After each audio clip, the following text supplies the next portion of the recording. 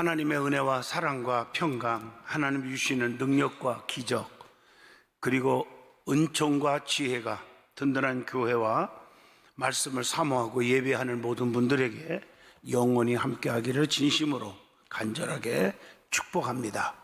잠언서 1장 2절로 7절을 통해서 잠언의 유익이라는 제목으로 은혜를 나누고자 합니다. 저는 예수를 믿기로 결심하면 제일 먼저 읽으라고 하는 책이 요한복음입니다. 구원에 관한 진리를 바로 가르쳐 주니까요. 그리고 나서 잠언서를 꼭 5번만 읽어라. 그리고 시편 5번 읽어라.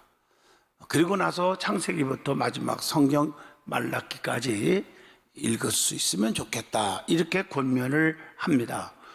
특별히 이 잠언서를 읽어야 됩니다. 믿음의 사람들이. 저는 항상 그럽니다. 목사나 장로나 집사나 권사나 누구를 망라해서 가장 중요한 것은 직분이 중요한 게 아니고 성령 충만 받았다고 날고 뛰고 교만한 게 중요한 게 아니고 인격자가 되라, 이런 말을 합니다. 사람답게 사는 것이 제일 중요하다. 우리가 신앙생활 잘한다고 하면서도 인격의 변화가 없으면 믿음이 성숙하지를 못하기 때문입니다. 그래서 오늘 잠언서 전반적인 말씀을 여러분에게 짤막한 시간이지만 전해주려고 합니다. 여러분, 오랜 시간 식품을 이렇게 저장하다 보면 발효와 부패라고 하는 두 가지 반응이 나타나게 됩니다.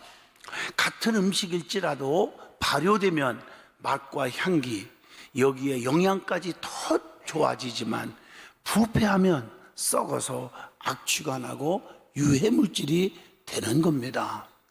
우유가 치즈가 되고 배추가 김치가 되는 것은 모두가 발효되었기 때문입니다. 반면에 고기나 찌개 같은 음식은 오래 놔두면 부패해서 썩어서 더 이상 먹을 수도 없고 쓸 수 없게 되는 겁니다. 부패한 음식은 먹을 수 없을 뿐만 아니라 사람의 몸에 유해하기 때문에 버려야 되는 쓰레기가 되는 거예요. 맞습니다. 사람도 마찬가지라고 생각합니다.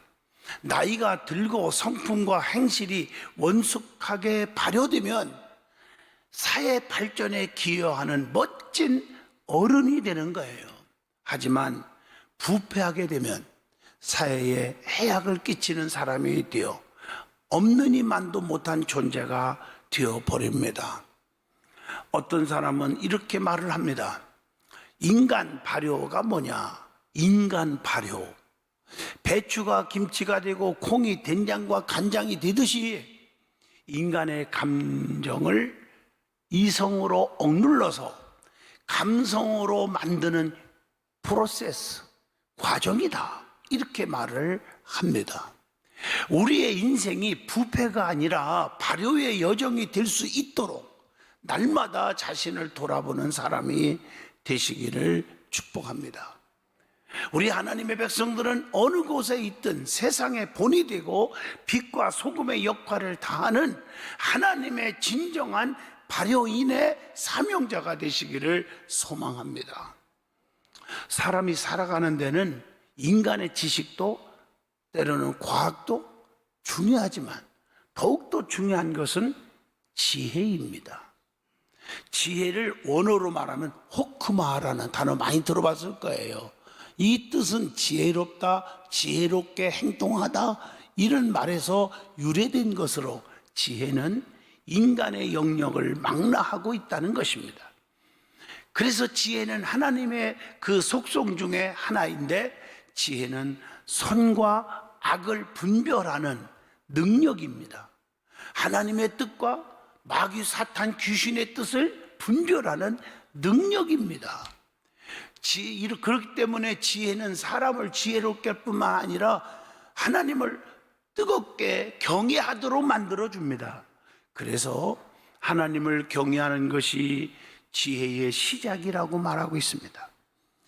잠언서를 통해서 성도들에게 지혜가 중요하다는 사실을 깨우쳐주고 있습니다. 오늘 본문을 중심으로 잠언의 유익이라는 제목으로 전반적인 잠언서의 말씀을 좀 여러분들에게 설명하면서 은혜를 받고자 합니다. 제일 먼저 잠언서를 왜 기록했을까? 기록된 목적이 있다는 거예요. 그 기록된 목적이 뭐냐? 하나님의 원하시는 삶이 무엇인지를 첫째로 깨닫게 해준다는 것입니다. 하나님이 원하시는 것은 뭘까요? 하나님께 영광 돌리는 일입니다.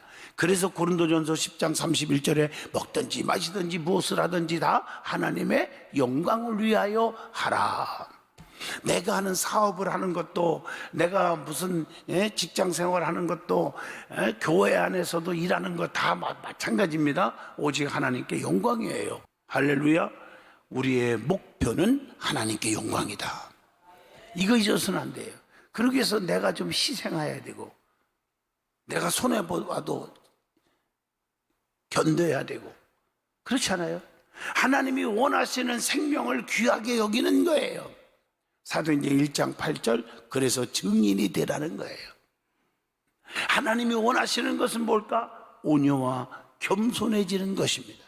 골로새서 3장 12절의 말씀이에요. 그리고 하나님의 뜻대로 사는 거예요. 데살로니가전서 5장 16, 17, 18절. 지혜와 훈계를 알게 하고 명철의 말씀을 깨닫게 하는데 목적이 있다는 것입니다.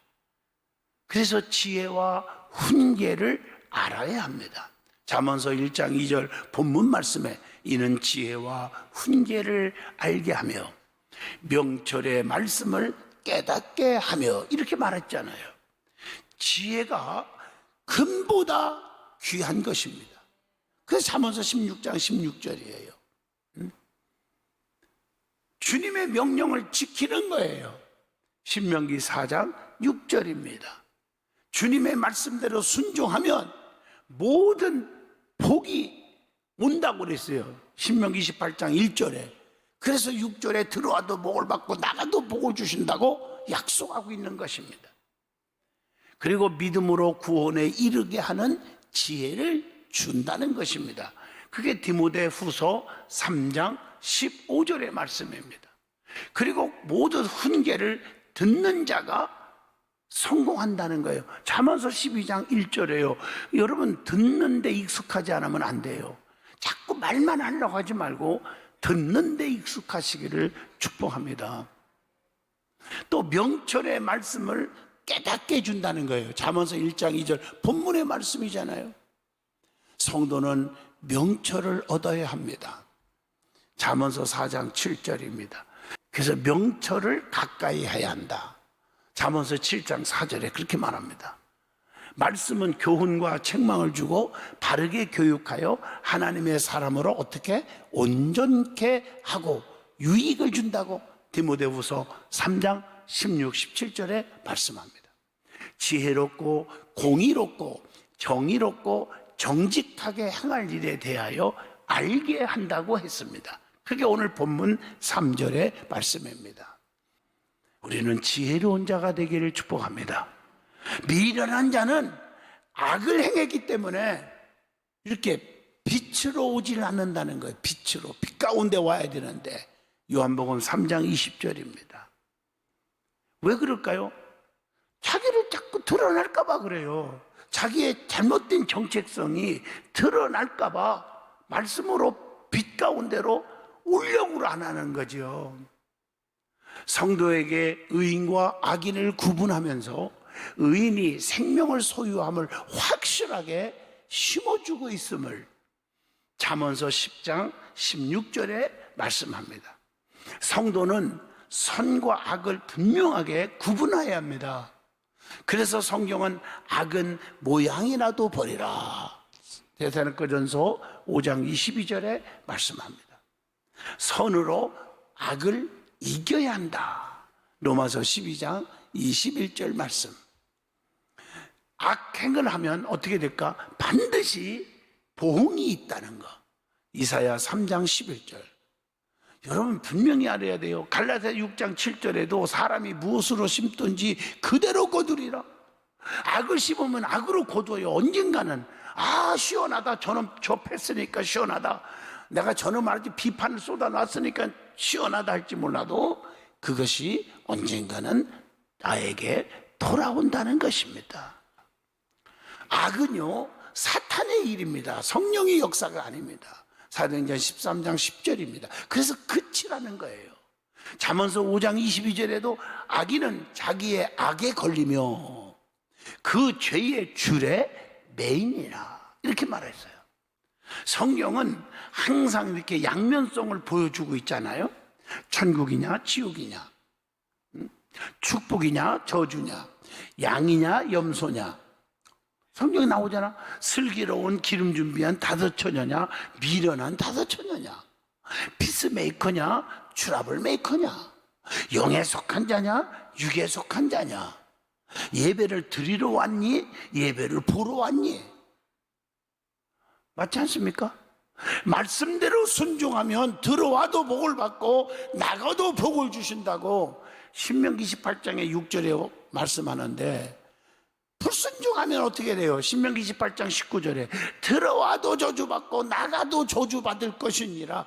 또 성경에 보면 교만한 자와 겸손한 자의 길에 대하여 보여주고 있다는 것.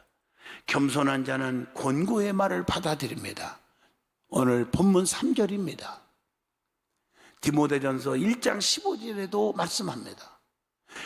계명을 간직하는 자는 겸손한 자라고 잠언서 6장 21절에 말합니다. 겸손한 자는 귀를 기울이고 들을 줄을 압니다. 이사야 55장 3절에 너희는 귀를 기울이면 내게로 나와 들으라, 이렇게 말했어요. 마태복음 13장 9절에도 귀 있는 자는 들으라 하시니라, 이렇게 말하고 있어요.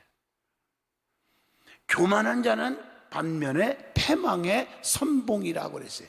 잠언서 18장 12절 사람의 마음에 교만은 멸망의 선봉이요 겸손은 존귀의 길잡이니라. 교만한 자는 빛보다 어둠을 더 사랑합니다. 요한복음 3장 19절입니다.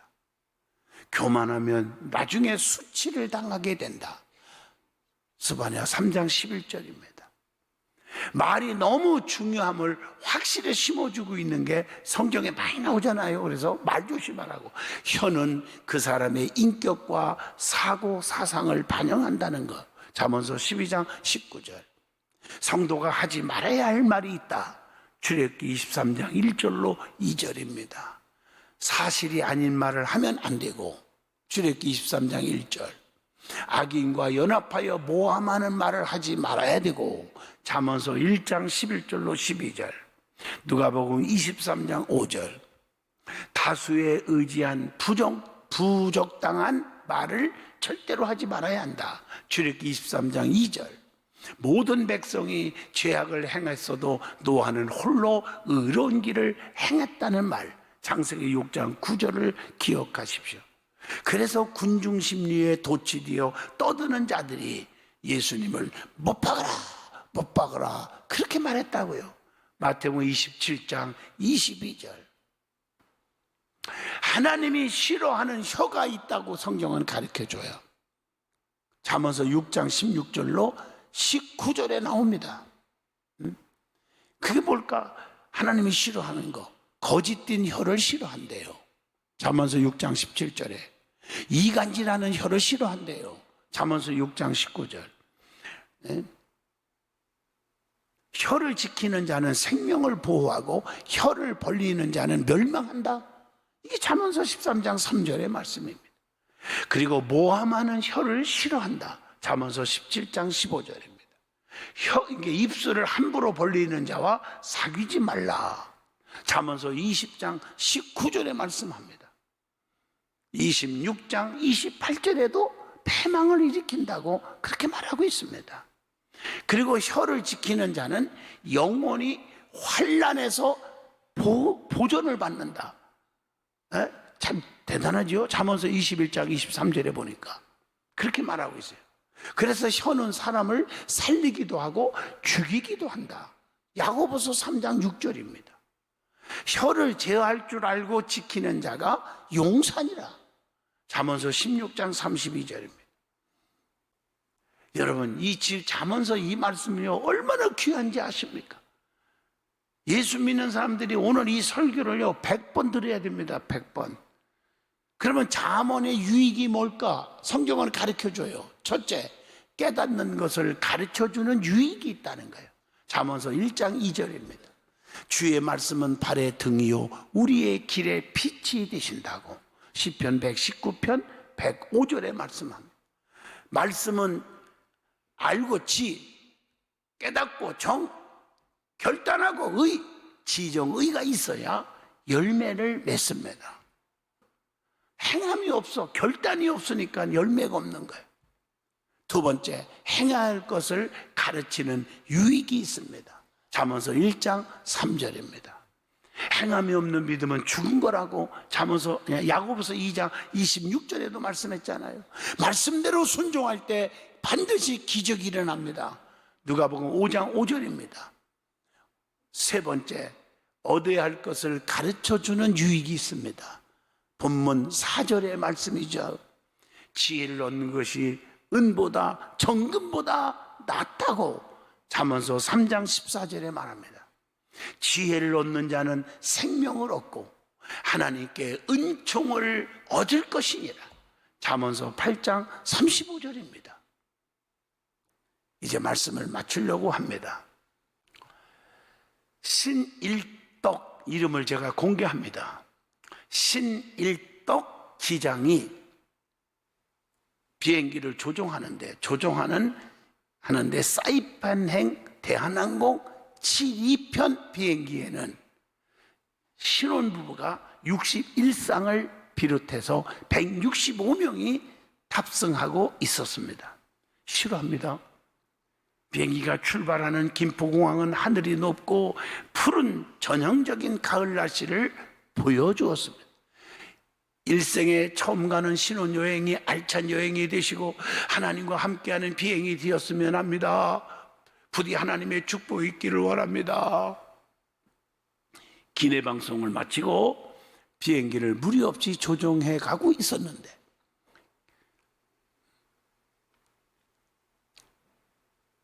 비행 도중에 하와이 관제탑에서 사이판 기상이 너무 나빠서 천둥이 치고 장대비가 내리고 있다는 보고를 받았습니다. 아열대성 기후는 예측하기 어려워 날씨가 변덕스럽지만요 염려를 하지 않았습니다. 그런데 착륙 15분 전에 문제가 생겼어요. 그는 기관사로부터 다급한 보고를 받습니다. 기장님, 하이드록릭이 새고 있습니다. 나도 전문가가 아니니까 몰라요. 하여튼 그게 샌대요. 하이드록이라는 비행기가 바퀴를 올리고 내리는 장치에 사용되는 그 유압이라고 그래요, 그게. 근데 이것이 빠져나가면 바퀴를 자동으로 내릴 수가 없답니다. 보고를 받자마자 조치를 취하였지만 내부 압력이 워낙 강하여서 즉시 관이 파열되어 유압이 모두 새고 말았다는 거예요. 이제는 수동으로 바퀴를 이제 조작할 수밖에 없는데 몇 번을 시도해봤지만 수동장치는 꿈쩍도 하지 않았어요. 여러분 생각해 보세요. 그 높은 무게 있는 비행기가 바퀴로 해서 쭉 굴러가서 딱 서야 되는데 이게 바퀴가 안 내려오면 툭 떨어져. 상상하기도 싫어요. 이 괌관제소에서는 착륙할 시간이 지났는데도 소식이 없자 이상이 여겨서 연락을 해봅니다. KE, 대한항공 용어입니다. KE, 아시아나는 OZ라고 그러죠. KE 5725, 여기는 괌 컨트롤 무슨 일인가? 괌 컨트롤, 여기는 KE 5725 랜딩 기어 하이드로닉이 모두 샜습니다. 괌관제소에서는 보조 활주로에 동체 착륙을 하라는 긴급 지시를 내립니다. 그냥 어떻게든지 없이 그냥 뚝 떨어져서 서라는 거예요. 연료는 얼마 남지 않았고 비는 거세게 몰아치고 있었어요. 신 기장은요 조종관을 부기장에게 맡기고 자기가 해야 되는데 부기장에게 맡기고 기관사와 손을 잡고 기관사와 간절히 기도합니다. 기내 방송을 마치고 비행기를 무리 없이 조정해가고 있었는데 세상에 게다가 비행기가 벼락이 내리고 꽂히며 전기가 나가 비행기 안을 암흑으로 가득 찼고 탑승객들은 비명소리가 막 여기저기서 울음소리 막 괴음소리를 내고 피를 말리는 기도를 합니다. 아버지, 울부짖었고 절규로 계속 기도합니다. 이어지고 하나님 도와주세요. 갑자기 그런데 이 신기장의 몸이 붕 뜨는 듯하며 황홀한 환상 속에서 세미한 음성이 들리기 시작합니다. 그게 이사야 41장 제가 제일 좋아하는 9절 10절입니다. 두려워하지 말라, 내가 너와 함께 함이라. 놀라지 말라, 나는 네 하나님이 됨이라. 내가 너를 굳세게 하리라. 참으로 너를 도와주리라. 참으로 나의 의로운 오른손으로 너를 붙들리라. 그 사이 객실 사무장은 비상착륙을 대비해 비상착륙 시의 행동 요령을 승객들에게 막 교육하고 있었어요. 모든 준비를 다 마친 상태예요. 하나님의 음성을 들은 신기장은 용기를 내어 기관사에게 한 번 더 수동장치, 착륙장치를 돌려보라고 지시를 합니다. 기관사는 포기한 듯 핸들을 돌리기 시작하는데 노력해도 돌아가지 않던 핸들이 돌아가기 시작합니다. 바퀴가 내려오기 시작했습니다. 정말 하나님의 기적입니다. 조종실에서 신기장은 소리칩니다. 하나님은 살아계십니다. 그리고 역사하십니다. 신기장은 다시 한번 마이크를 잡고 승객들에게 방송을 합니다. 승객 여러분, 저는 기장입니다. 모든 바퀴가 정상적으로 내려왔으니 걱정하지 마세요. 오늘 이 비행기에 하나님께서 함께 하셨습니다. 하나님은 살아계십니다. 그리고 역사하십니다. 저는 불가능한 가운데 하나님 앞에 간절히 기도했습니다. 그랬더니 하나님이 책임져 준다고 했는데 이렇게 기적이 일어났습니다. 살아계신 하나님께서 오늘 우리의 소원을 들어주셨습니다. 우리에게 큰 축복을 허락하셨습니다. 모든 영광을 하나님께 돌립니다. 놀라운 은혜를 승객들에게 전하지 않고는 견딜 수 없었기 때문에 그렇게 전한 거예요. 기내에서는 우레와 같은 박수가 터져 나옵니다. 그의 눈물은 비행기가 착륙해 계류장으로 완전히 돌아올 때까지 멈추지 않고 볼을 타고 흘러내립니다. 눈물이. 그는 그날을 기적의 날이라고 부르고 있습니다. 불교 신자였던 부기장인, 저 기장이 왜 나한테 이거 맡기고 그러나? 그럼 두려워서 여기 기도하고 있나? 그랬겠지만 그날 일로 예수님을 믿고 후에 목사가 되었답니다. 대한항공 수석기장으로 30년을 근무한 그의 한결같은 기내 인사에도 그가 믿음의 사람임을 짐작해 하고 있지 않습니까? 이 비행기는 하나님이 동승하고 계십니다. 평안한 여행이 되시기를 바랍니다. 신일덕 기장, 그가 누굴까? 교회 장로님입니다. 신일덕 장로는 대한항공의 수석기장으로 일하다가 지금은 항공 선교사로 열심히 사역을 하고 계십니다. 인간의 큰 행복은 재물과 명예와 권세와 지식이 아닙니다. 주님을 내 심령 속에 모시고 구원의 확신을 갖고 성령 충만해서 세상과 환난과 핍박을 이기고 선과 악을 분별하는 지혜를 가져야 합니다. 지금이 어느 때인지를 바로 아는 것이 지혜입니다. 자다가 깰 때입니다. 로마서 13장. 지금은 어느 때입니까? 은혜 받을 만한 때입니다. 지금은 추수할 때입니다. 여러분 놓치지 말고 열매 맺는, 좋은 열매 맺는 성도가 되시기를 축복합니다. 지혜로운 자가 되기를 축복합니다. 때를 놓치지 않기를 축복합니다.